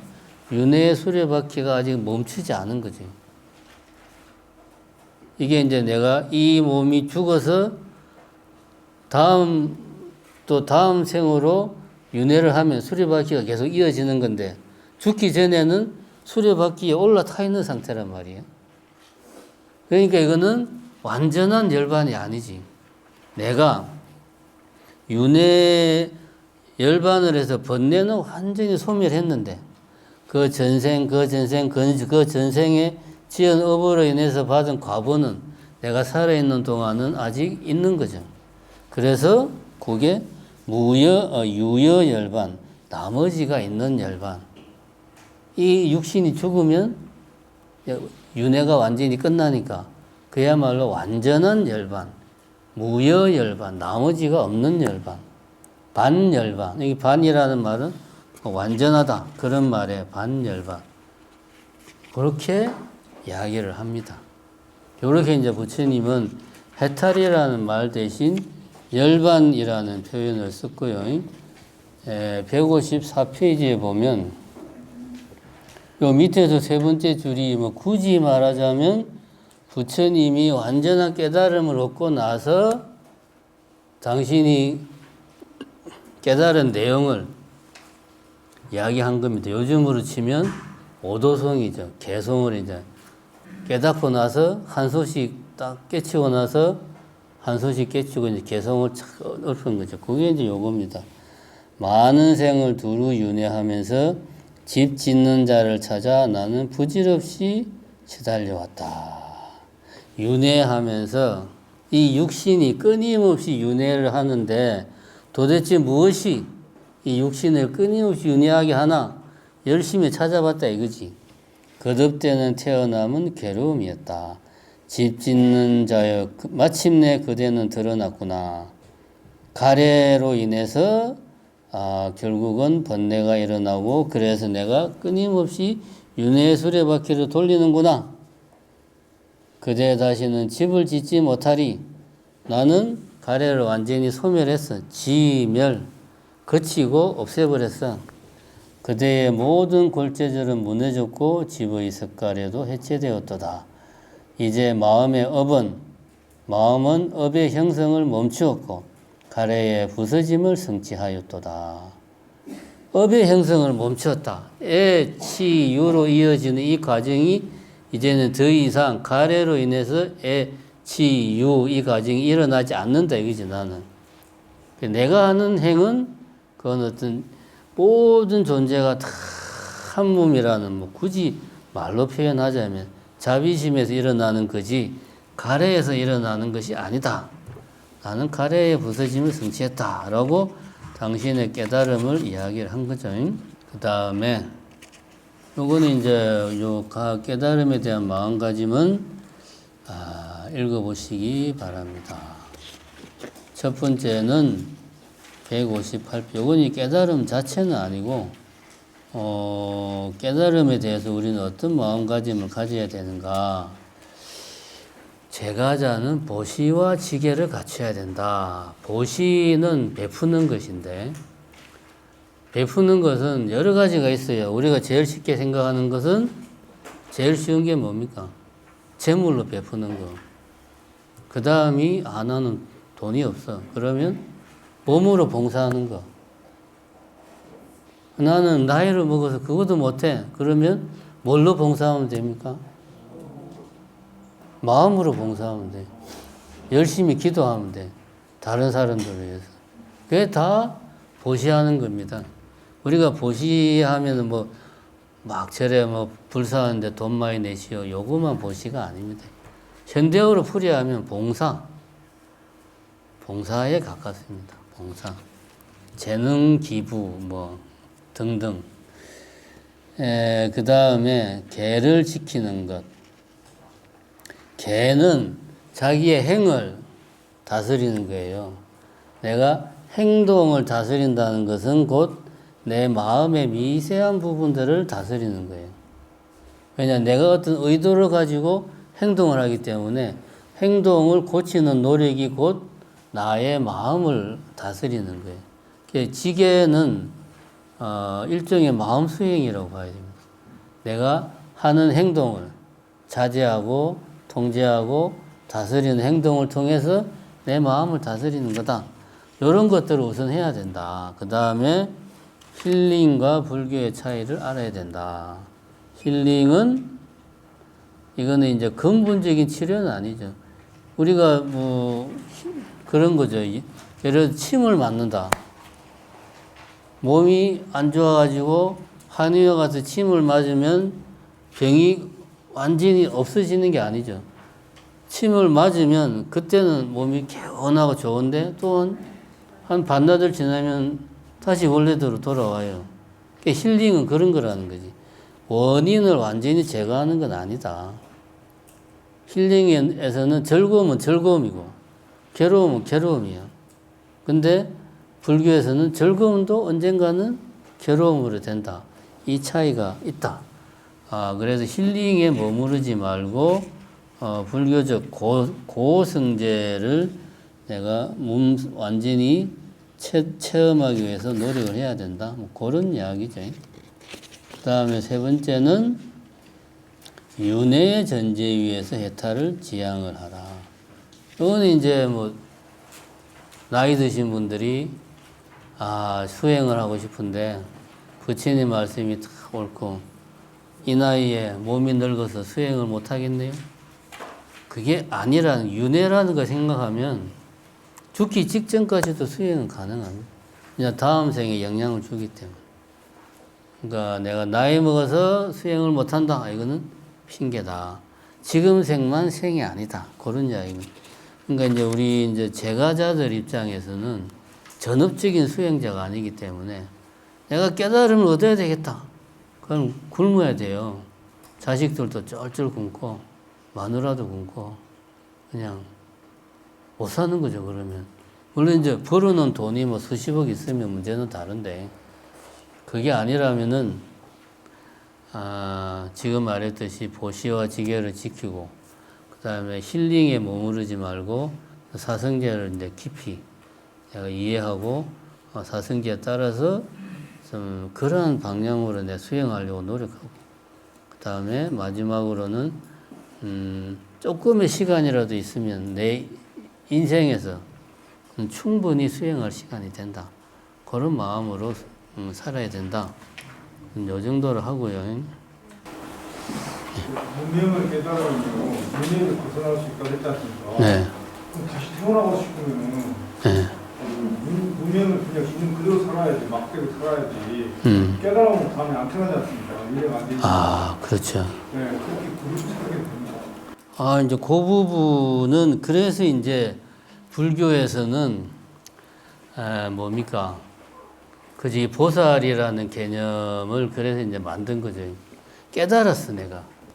깨달아가지고 윤회의 수레바퀴를 벗어났어. 벗어나서 보니까 나는 좋은데 저 윤회의 수레바퀴에 세면은 중생들이 너무나 안 된 거예요. 그래가지고 어떻게 합니까? 다시 컴백. 내가 깨달은 거는 물리고 오는 게 아니고 깨달았지만 내 혼자 깨닫는 거는 진정한 깨달음이 아니야. 그러면 내 혼자 저 뭐 이렇게 정토 세계에 있으면서 내가 원격 조정을 해가지고 사바세계에 있는 중생들을 깨치게 할 수도 없고 그러니까 아이고 내가 가야지 뭐 어떻게 하겠네. 다시 온 분이 이제 열에 이와 같이 왔다.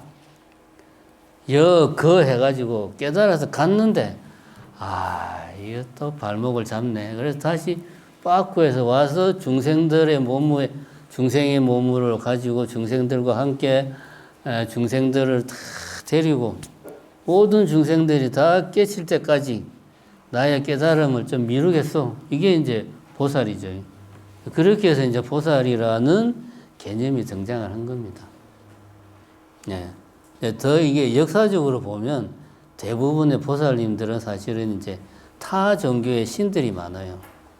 타 종교의 신들인데, 타 종교의 신들을 이제 어떻게 설정을 해야 되나 고민을 하다가 지금 말한 이런 보살이라는 불교만의 독특한 개념을 만들어 가지고 저분들이 신이 아니요. 열심히 수행해서 깨달은 분들이야. 그런데 너무 자비심이 넘쳐가지고 우리랑 같이 있으려고 다시 오신 분들이야. 그래서 우리가 이거 해달라고 하면 다 들어주는 분들이야. 예, 관세음 보살님, 뭐 지장보살님 다 그런 분들이잖아요. 이제 보살이라는 게 이렇게 해서 등장한 겁니다. 죽음에 대해서 지난번에 잠깐 말씀해 주셨는데 네. 마지막에 그 생각이나 행동이 다음에 태어난다고 말씀하셨어요. 요즘에 회자되는 소위 그 웰다임 네. 그렇게 생각하면 죽음에 대해서 이게 정말 무슨 맛이 맞는다 하면 이제 아까 마지막 12개 돌아가면서 유명해서 그런 뜻에서 저는 그 죽음에 대해서 좀 더 이제는 저도 내 나이가 들고 열다니는 데서 좀 관심이 있고 그 시간이 좀 많이 걸릴 텐데 앞으로 어떤 그런 점에 대해서 관심 한번 갖고 싶습니다. 그러니까 이제 그 부분은 불교에서 그 제가 상반기 때 한번 그 죽음 파트 한번 했었던 것 같은데, 예를 들면 이제 연명치료 같은 게 이제 불교에서는 불교 교리상으로 보면 그거는 이제 잘못된 거다. 왜냐하면 죽는 순간에 정신이 맑아야 되는데, 연명치료하면 사실은 엄청난 고통 속에서 정신이 거의 뭐 없는 상태에서 이제 가기 때문에 그건 오히려 그 윤회라는 큰 틀에서 봤을 때는 그 사람에게 우리가 나쁜 짓을 하는 거다. 그래서 이제 뭐 호스피스 이야기를 많이 하잖아요. 그냥 편안하게 맑은 정신으로 갈 수 있게. 웰다잉도 이제 그런 관점에서 우리가 이해를 하는 게 좋죠. 그렇게 이제 불교에서는 사실은 죽는 순간을 어떻게 맞이할 것인가를 엄청나게 중요하게 생각합니다. 예?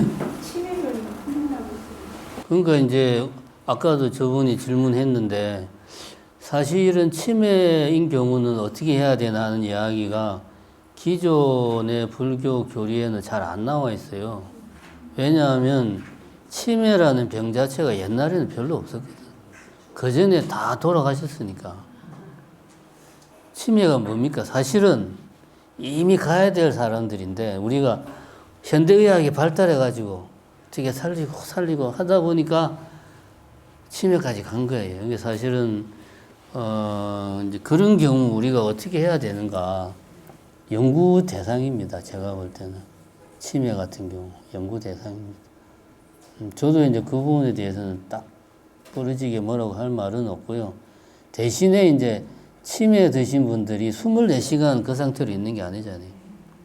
정신이 돌아올 때는 어떻게든, 그래서 이제 그런 말이 있어요. 평소에 불교에서는 그 사람이 습관적으로 하던 수행이 있어야 돼. 그래야지 정신줄이 혼미할 때도 습관적으로 하던 거는 무의식적으로 해요. 이게 이제 엄청나게 중요합니다. 요거는 이제 뭐 자기 감정을 다스리는 것도 같은 맥락이에요. 내가 평소에 습관적으로 막 하던 거면은 언제든지 그걸 내가 끌어와가 예를 들어서 뭐 신묘장구 대단한 일을 한다든가 이런 것들이 무의식 속에 꽉 박혀 있으면 치매 환자를 하더라도 그나마 도움이 되지 않을까 그런 생각을 해요. 400명, 500명이라고 말씀하셨는데 그러면 400명, 500명이면 여러 보살님들이 계시잖아요. 여러 보살님들이 계시잖아요. 그 보살님들의 관계는 어디쯤에 있는 겁니까? 자등명, 법등명하고 보살님들의 관계하고요. 자등명, 법등명은 이제 그 부처님이 입적하실 때 남긴 유언이잖아요. 우리가 어떻게 살아야 됩니까? 하니까 이제 너 자신에게 의지하고 내가 그동안 가르친 내용에 의지해서 살아라.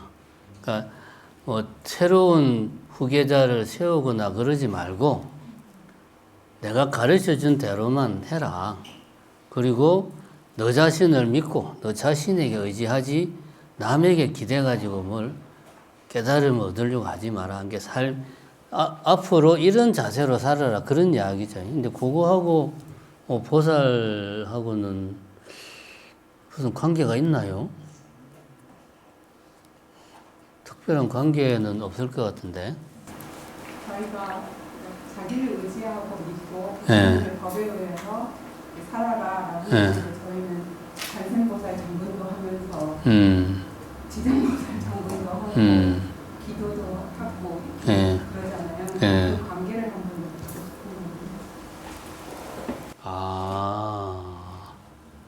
그럴 때는 이제 우리 귀의한다는 말을 쓰죠. 귀의한다. 그러니까 나와 내가 신앙하는 대상과의 관계는 귀의하는 관계로 이야기를 합니다.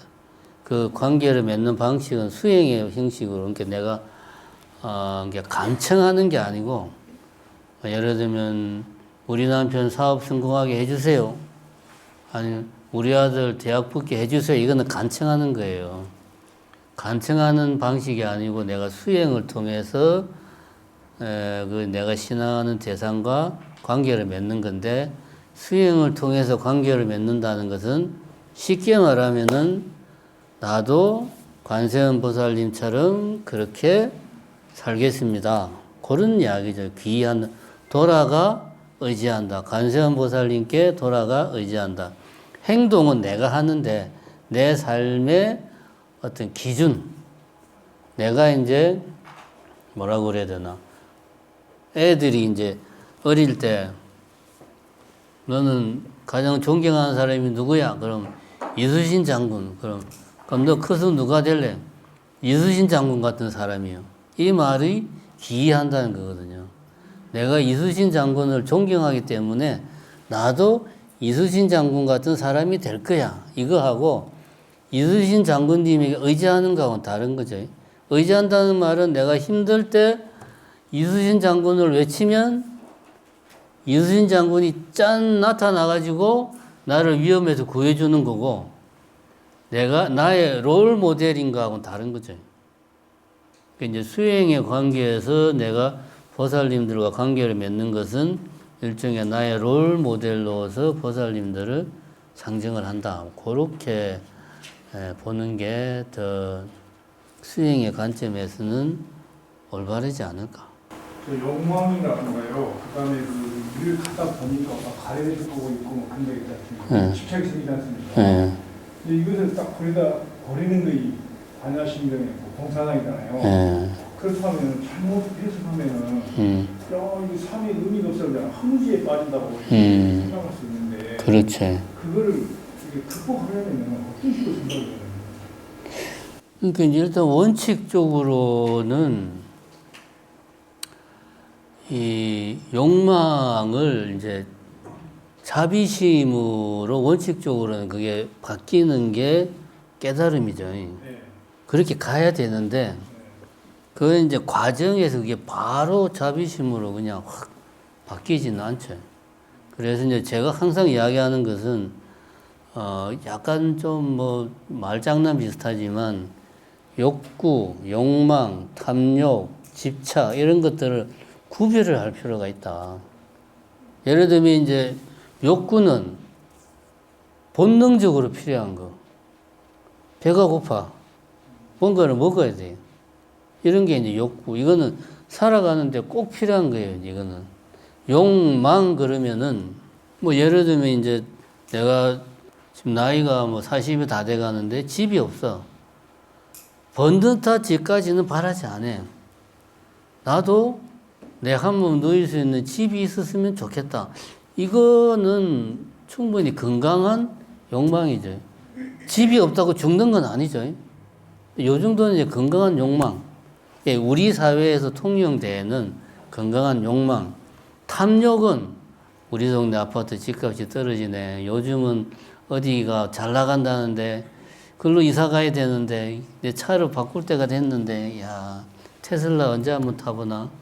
나 테슬라 타고 싶어. 이건 탐욕. 그 다음에 이게 이제 애착이 되면은 세상에 테슬라만한 차는 없어. 테슬라가 최고야. 뭐 테슬라 없는 세상은 생각도 하기 싫어. 이건 이제 테슬라에 대한 애착이 깊어진 거죠. 그러니까 이제 여기에서 집착이나 탐욕이나 욕망이 그냥 하늘에서 뚝 떨어진 게 아니고 욕구에서부터 출발해요. 사실은 욕구가 충족이 되면은 이게 이제 현명하게 그거를 멈출 줄 알아야 되는데 이게 계속 고하는 거예요. 이게 이제 욕망이 되고 또 욕망이 적당한 선에서 다른 형식으로 이게 이제 좀 전환이 되거나 뭐 해야 되는 이게 또 계속 쌓이면은 이게 탐욕이 되고 이게 또 쌓이면은 집착이 되고 애착이 되고 더 심해지면 중독이 되고 그러면 이제 인생 끝나는 거죠. 그러니까 결국은 우리가 이제 지혜라고 하는 게 그런 어떤 자기를 통찰하는 능력 이게 이제 어떻게 보면 지혜거든요. 그 욕구에서 욕망으로 발전하지 않도록 욕망에서 탐욕으로 발전하지 않도록 매 찰나찰나 자기 자신을 관찰하는 힘을 평소에 길러야 돼요. 뭐 예를 들어 화를 이야기할 때 화는 처음 시작할 때는 아주 순간적으로 작게 시작하는데 이게 몇 초 사이에 내 이 화가 의식으로 들어오면서 어떻게 내 밑에 있는 놈이 내한테 저런 말을 이거는 내가 의식적으로 생각하는 거거든. 몇 초 사이에 의식화하면서 화에 내가 영양분을 막 줘요. 요거를 내가 통제를 하려면 요 몇 초 사이에 변화하는 생각의 진행 과정을 내가 캐치를 해야 돼. 그래서 어느 순간 이거를 끊어야 돼. 아, 여기서 더 발전하면 내가 통제하기 힘들다. 끊어야 돼. 그러자면은 통찰을 할 수 있어야 돼. 결국은 이제 욕망, 뭐 욕구, 욕망 이런 것들은 지혜와 결부해가지고 자기가 다스릴 줄 알아야 되고 수행이 이제 잘 돼가지고 어떤 뭐 깨달음의 경지에 가면 내가 굳이 통제하지 않더라도 자연스럽게 모든 행동이 이제 자비심에 의한 행동이 되니까 그런 뭐 부정적인 감정들이 나오지 않는 거죠. 다음에는 반야신경 하겠습니다. 반야신경도 한 번에는 다 못할 것 같고, 근데 요번처럼 두 번 다 채우지는 않을 것 같고요. 한 번 반 정도 하고, 또 유식 또한 한 번 반 정도 하고, 뭐 그렇게 진행을 해보도록 하겠습니다. 예, 수고하셨습니다.